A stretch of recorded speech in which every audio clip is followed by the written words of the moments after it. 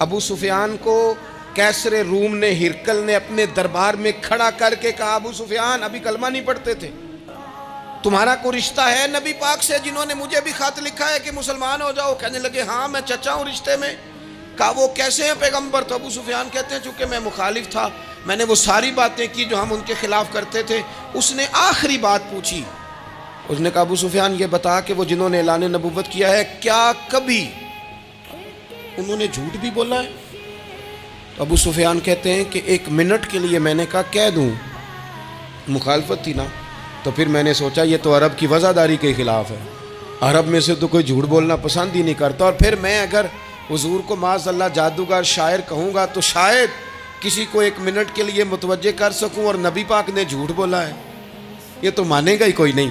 कहते हैं बादशाह ने फिर जोर दे के कहा, सरदार बताते क्यों नहीं, क्या कभी उन्होंने झूठ भी बोला है?